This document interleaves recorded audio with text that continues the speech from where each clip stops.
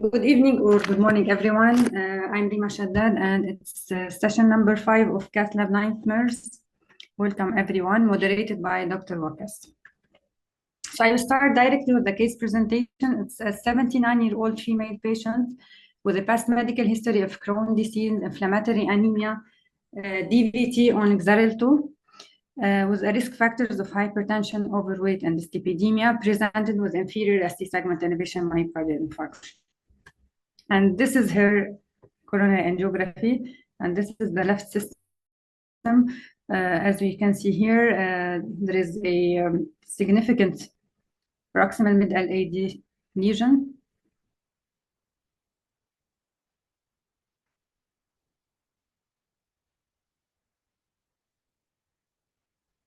And this is the right system. As you can see here, we have a subtotal occlusion of the mid-RCA with hypoperfused distal segment.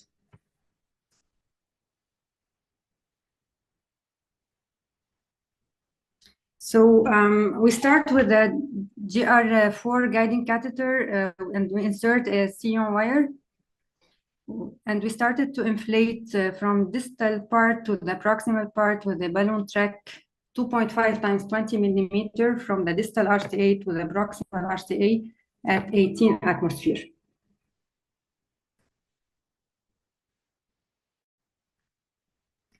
And then the operator decided to stent, to go directly to stenting.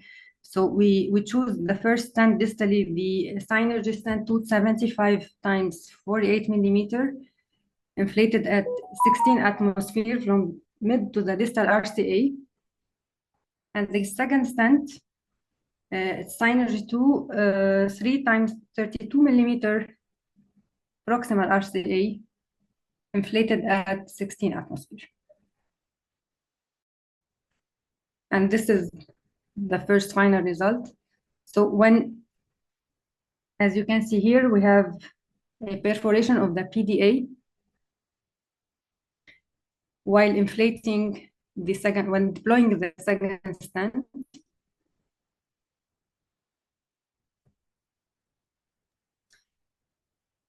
So as universal algorithm for coronary perforation, first we have to start the inflating the balloon to occlude the vessel. Second, we have to start the IV fluids and vasopressors if needed. Pericardiocentesis if you have if the patient is hemodynamically unstable or hypotensive, and you should notify the surgeon. If we have persistent extravasation, you have to treat the cause. As our case, it's a distal vessel perforation, so you have to go for embolization technique, fat or coils. Or second one, you have to do covered stent over the perforated branch origin. If you have continued extravasation, so you have to reverse anticoagulation. If it's failed, you go to surgery. Yeah, excuse me, Dr. Rima. Yeah. It's such a nice case. But first of all, I need to find out that how it happened, this perforation, because your wire is simple. I guess from wire. the wire, yeah, from the distal wire. Okay, distal wire is okay. Yeah. It is due to distal wire, due to loop phenomena, or just a straight tip? Because sometimes when you are pushing the loop and the rapidly loop pushing, it will cause the end artery perforation. So I think this is in the middle of the vessel, PDA vessel. This is in the middle. Still, I am surprised how it happened. This is the point. And what kind of wire did you have? The Sion wire. Sion blue? Sion blue, yes. It's a simple wire, yeah, simple one. No. At the mid of the procedure, you cannot see the distal end of the wire. So here we can see it. And after the second shot, third shot, we cannot see it. So I don't know what's happened distally. Maybe, yeah, maybe your loop went into small perforator branch and initially, and once you it has damaged that perforator, then you pull back and just push the wire beyond that point. Possibly it looks to be like this. Just a small vessel perforator. Rima, can you show the pre-RCA again? Yeah, the first one. Yeah. Yeah.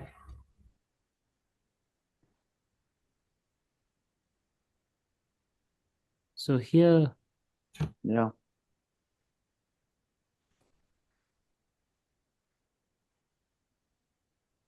yeah, and then the next one, please.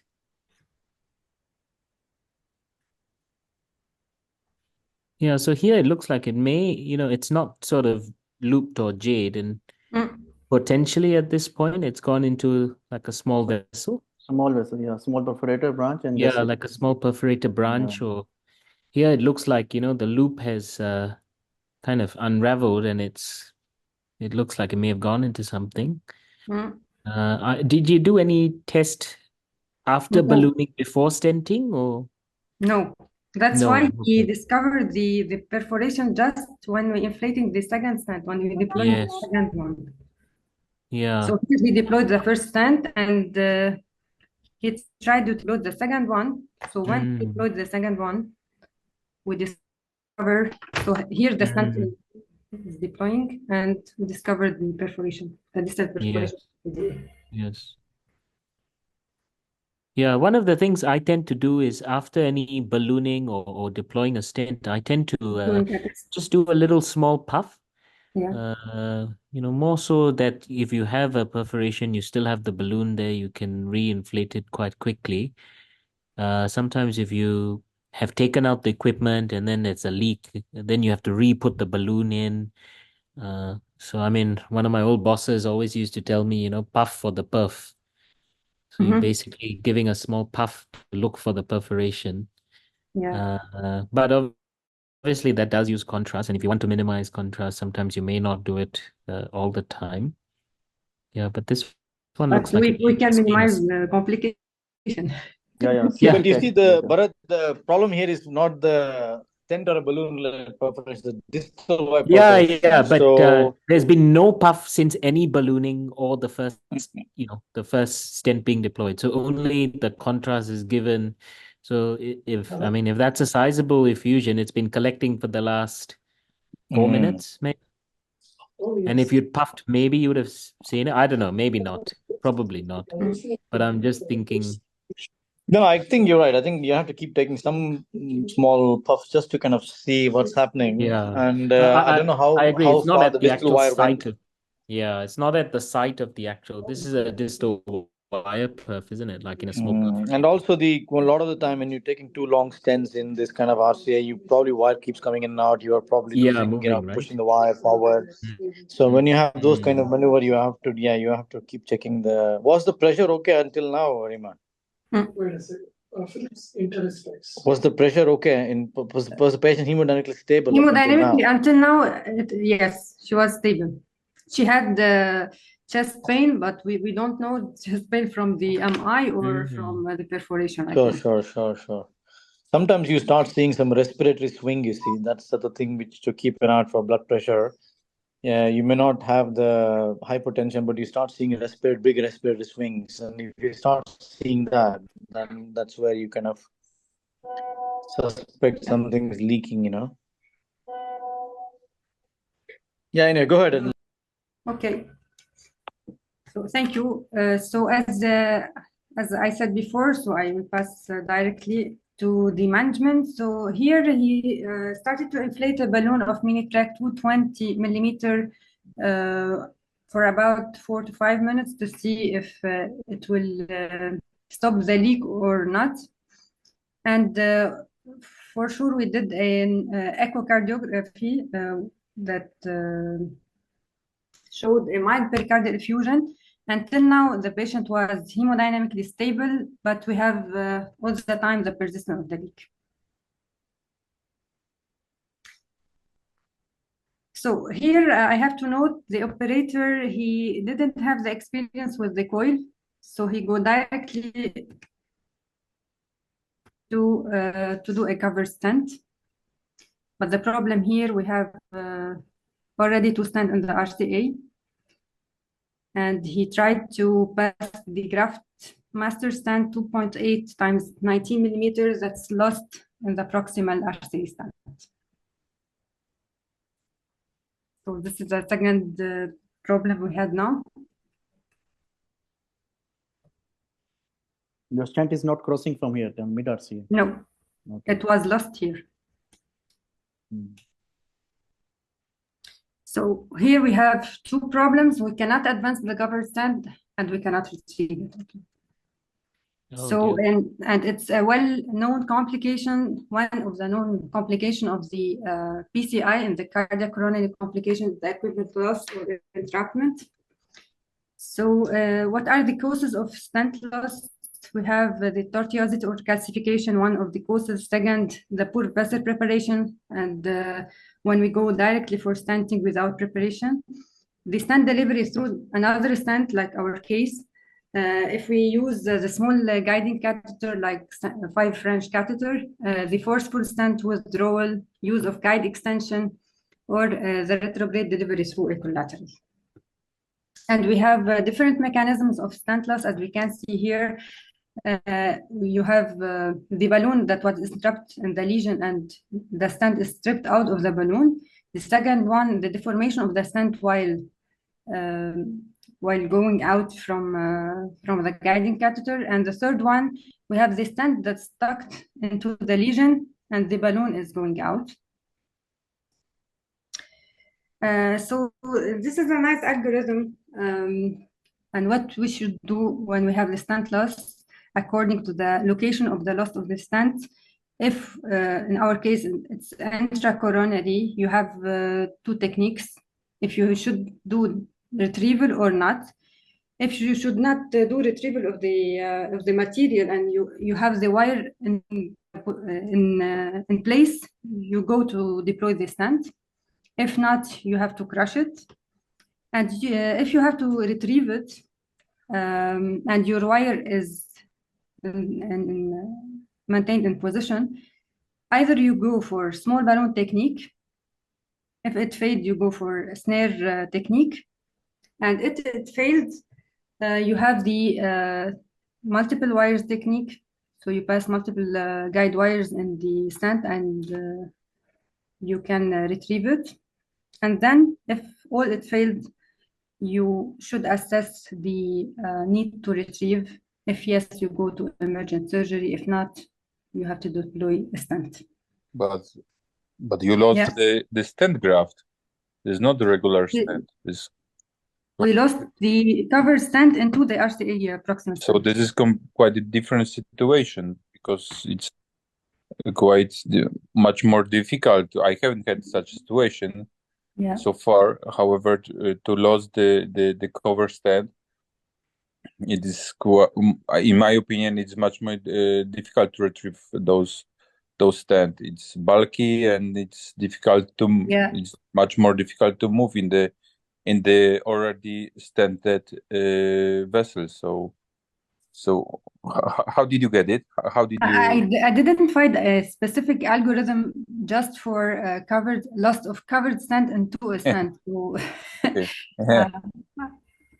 okay. So either we go back to the previous picture. Can you go back to previous picture? Here there's a small balloon technique. I usually lost 2 times my stent inside the vessel, and with this small balloon technique, I made some small modification. I just pulled out this stent balloon outside. Then I'm keeping my wire inside.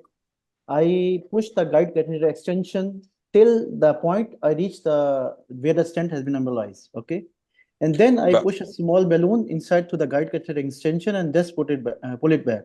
So it is very helpful. I know, but it is cover stent, so this you can cross the struts. You have the tube in this kind of like a tube, you know. It's so it's. I think that those techniques could. I think there is no. I don't know. I don't know how to do it. Sorry. What will you do in this case? Because we cannot crush the cover stent. Yeah. There's high risk of stent thrombosis. Though you cannot crush. There's it's bulky and I don't know. No, the thing is, see, there are 2 things here. Because you already have a stent, use your wire lost from the stent there and try and retrieve it, because that's the only way. Otherwise, it will embolize more down and it will block the artery. And what so the patient was stable. Still, the patient was stable. Yes. Yeah. Just And chest pain, and but hemodynamically she was stable, till now. And in pericardium was We have a mild pericardial effusion, And but resistant of the leak. so the initial patient was balloon, stable. yeah. The initial balloon tamponade you did for 4 minutes, is it? Yeah. Okay. And did you reverse heparin or anything like that, or just let it drift? No. And do you know what the most recent? Protamine, no. No. And the ACT was? As I remember, it was within normal range to Okay. 280. More than 250 or something. Yeah. But maybe this bleed was it was clearing. Maybe it was going into some chamber. Maybe it was clearing into the right ventricle, which is why you're not seeing the accumulation despite so much ooze. Yeah, and in this situation, sometimes I've just gone even longer. You do another 4 minutes. Another 4 minutes. Because you're putting in a small branch. You just you just do it 10 minutes, 15 minutes. But as I said, if it's clearing into the ventricle, you'll probably save them. You may have got a fistula, but it'll close off with time. Yeah. Covered stent will be the last thing to do, but anyway, now you got into it, so you have to rescue that first. Dr. Sandeep, do you have any experience of using a perfusion balloon? Sometimes we read in the books like a perfusion balloon. Oh, I mean, it's amazing because unfortunately the perfusion balloon does not have a CE mark, and hence it's not available outside Japan and some place. I don't know whether Singapore has it, Bharat, but I inquired this a lot, but they stopped doing that. I mean, we don't have in the Europe. Yeah, I have no experience with the perfusion, so that's why I'm asking. No, but it's a very good balloon. I mean, you're right, because in fact, they're also saying maybe for DCB, you should have a perfusion balloon. Yeah. Because you can deploy the DCB for, I don't know, 2 minutes without having to worry. But yeah, maybe in the future it will come. But as of now, it is made by Kaneka. They make the Crusader dual lumen catheter. But it's unfortunately not available in many countries, in Japan and some places in East. Okay. So Teleflex have just made a perfusion balloon. Okay. They've done a registry in Canada. So they're probably going to aim to get it CE marked. The alternative is to just put a microcatheter with a balloon and inject through the microcatheter. So you can auto inject blood to perfuse the distal. Yeah. I've seen that being done by one of the Japanese guys. Yeah. So that I think they showed it at one of the conferences. So you put a thrombuster or a microcatheter, then more proximal, you put a occlusion balloon. And then you just every sort of few minutes you just push some blood down. Yeah, I think they say you take a 2 ml dual ox syringe and just use like a 3-way connection from you have to put another access. You have to put another access. And actually, like that's sufficient to supply the myocardium, that you can actually leave the balloon up for up to 10-15 minutes, no problem. Yeah, I agree. That's a good point to do. So that's one thing you can do. I guess in this situation now it's tough because you've lost the covered stent and you've lost the wire. So Dr. Bahrat, what will you do here? Did you have any other Yeah, it's idea? tricky. I think like Sandeep said, you probably need to try and snare that covered stent. The other option is to try and pass a wire pass and then try and use a small balloon inflated distally and kind of just pull back until you can snare it. But that's tricky, man. Like you don't want it to come all the way back and then fly into the aorta. So it's a tough situation. Going 7 French and then maybe a guide extension catheter right at the proximal segment to see if you can snare it into that. Yeah, and then you can put a balloon next to it and a balloon next to it and trap it. Yeah, so that's one thing that's a good point. As I said, if at present, I'm not that worried about the perforation because it's not accumulating in the pericardium. Maybe you have time to fix this covered stent. And what was the size of the covered stent? What was the size? I think it's 2.8, isn't it? Yes. I saw it's 2.8. 2.8, 19 millimeter. Yeah. So it's the small, so maybe you can retrieve it. Okay. So For the stent retrieval technique, the first one, the small balloon technique, we have to, if we have the wire in place, we pass a small balloon distal to the stent, we inflate it, and we withdraw the stent and the balloon through the guiding catheter. The second one, the loop snare. So we insert a loop snare to like a lasso loop around the stent, and we pull it into the snare catheter and we withdraw it. The third one, we cannot use it here, the guide wire twirling technique, because we have a covered stent, we don't have the struts. The other option, the stent loss, for the stent loss treatment, do not retrieve technique, the deployment or the crushing technique. So it's easy deploying. See, if we have to, we can go through the stent, we deploy it directly through a balloon, or if not, we have to crush it and deploy another stent next to it. So here, attempts of stent retrieval using balloon technique and snare or stent deployment are failed. So he decided to crush the stent with the balloon, AccuForce 325 times 15 millimeter, and then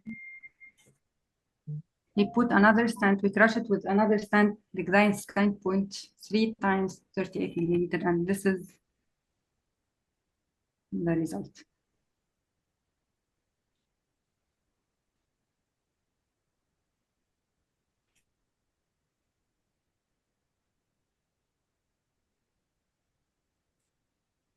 So here, as we can see, we have two drug-eluting stents with the crushed cover stent. So we have 4 stent layers. So the risk of thrombosis is very high in this condition. This is going to be quite high, yeah? Yeah. And your perforation's still there, is it? But staying in the place. Very, yeah, just the staining, isn't it? It doesn't the look muscle. like... There's contrast in the muscle.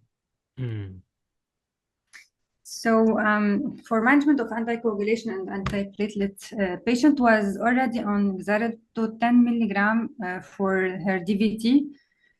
So they decided to keep her on triple therapy with brilliant aspirin and Xarelto 10 milligram for 3 months. Then they controlled the angiography thereafter and decided to de-escalate to Plavix thereafter. So here, and could you tell me,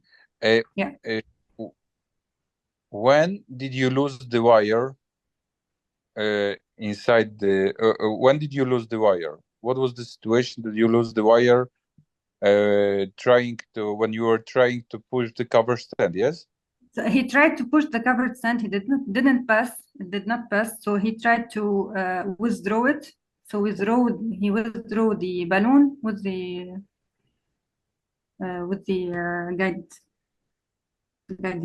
guiding wire. Okay. And this is the control after 3 months.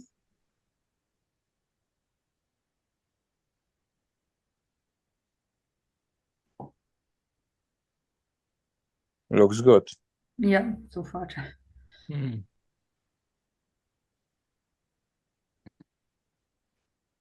But what is the crucial point from those cases?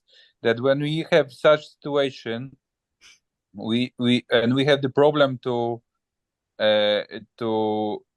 put the cover stent distally, which should use the extension catheter. Otherwise we could have such situation like here. So this is in my opinion, the most important point from the study when we have the problem to transfer the stent distally, cover stent distally, we should use the extension catheter, I think. Yeah. The other thing I like to do is if I have any complication, I try and get buddy wire down, just, as an extra through the stent, maybe into the PLV, just in case. So then you have another wire down the artery. But guide extension, it's a good idea to, especially if you're passing something through a lot of metal, guide extension is very useful because then you're not going to scrape against, the vessel. And the other thing is papyrus is probably more forgiving. Uh, uh, it's a bit more, it's less bulky and it tends not to get as I don't know. Do you have papyrus or you just have the Graphmeister? No, just the Graph Master. Yeah, so papyrus is a bit more forgiving. It's a bit more deliverable, but even it can get stuck. So usually, if you're going to go all the way down there, usually very distal vessels, I don't tend to use covered stents anyway. I would,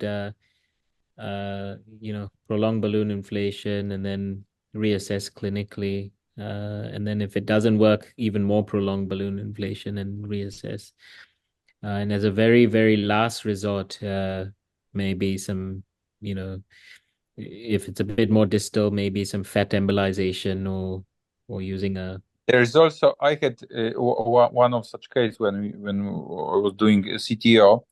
So in the cat lab when I was doing it, we didn't have we didn't have the coils, and the technique which I use when I had the perforation of the distal small RCA, I cut the balloon.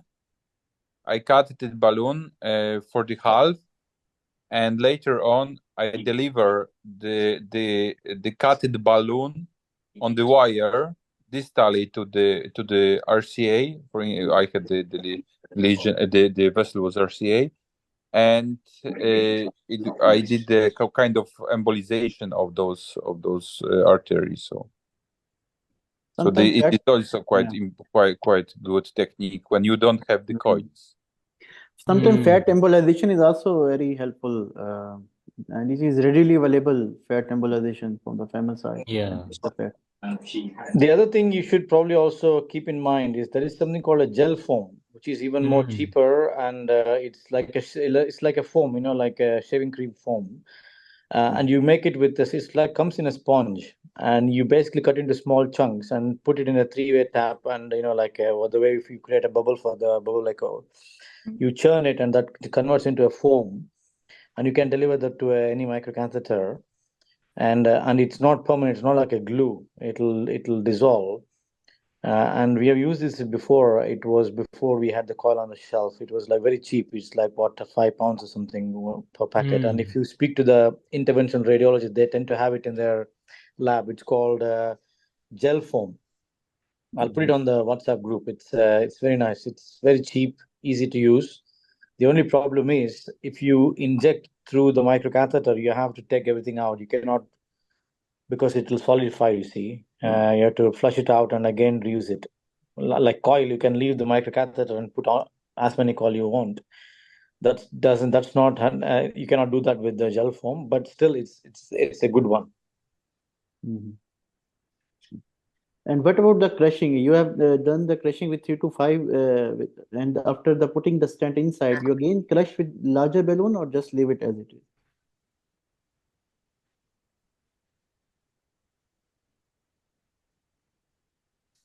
Dr. Rima, I just have a question. Yes, please. You crush the stent, this stent with 3 to 5 balloons. Yeah. And after that, you put another stent inside. And Yes. after putting the stent inside, you again did the NC balloon to crush furthermore, or just leave it? No, no. He just deployed the stent and he crushed with it. See.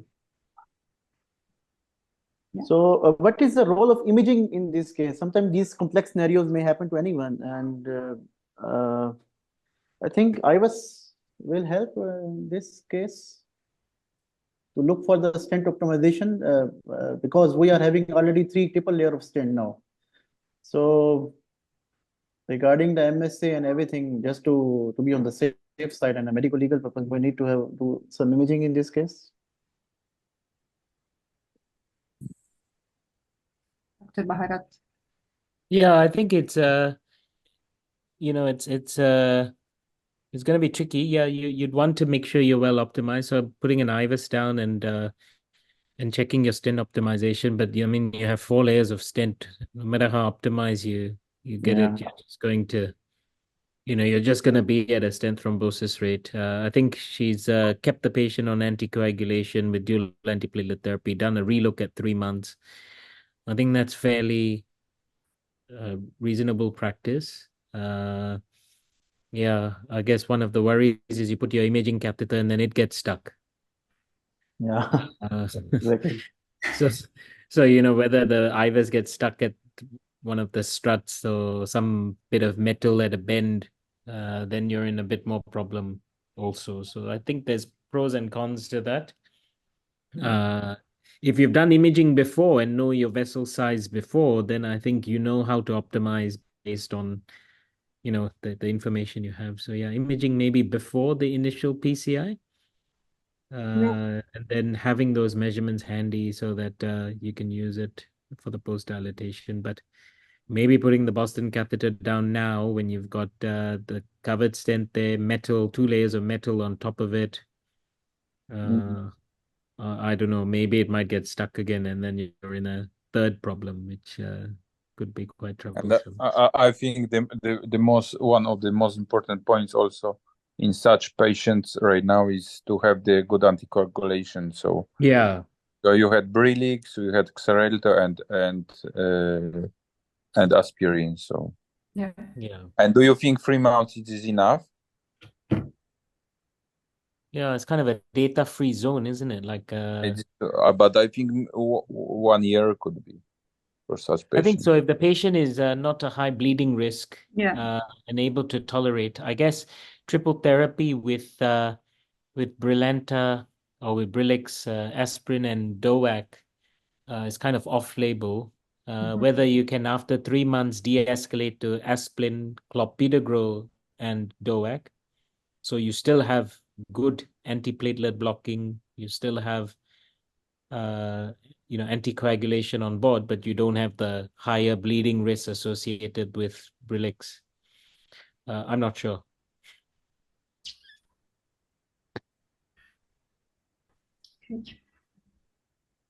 How Yeah. was the patient after, and any changes in the echo? And what about your plan for LAD? Because LAD also looks to be a diffuse disease vessel. So after control at 3 months, they did the LAD, the angioplasty of the LAD Okay. at the same time. One other important thing is that this reversal of heparin is slightly not recommended because of 2 reasons. One, you're going to convert that liquid blood into a jelly in the pericardium, which obviously has an acute implication, which means you can't aspirate because like a jelly. Second, of course, it enhances your constriction in the future. So people say not to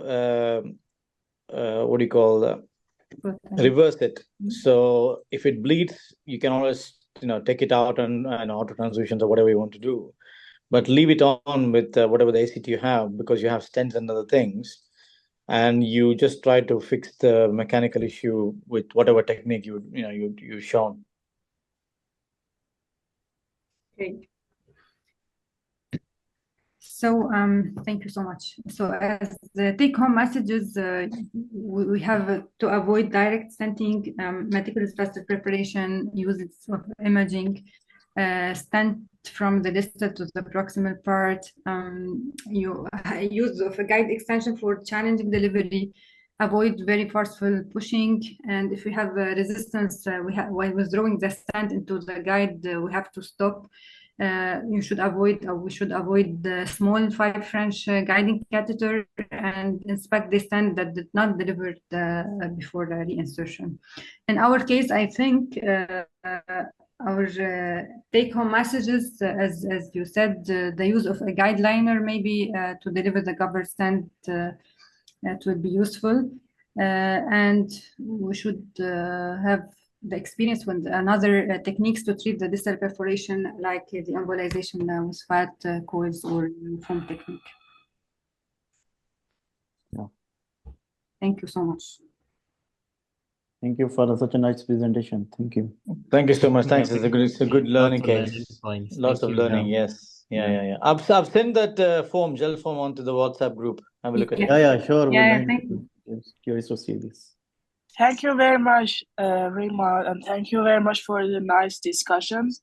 So if there are no questions, we can conclude the session.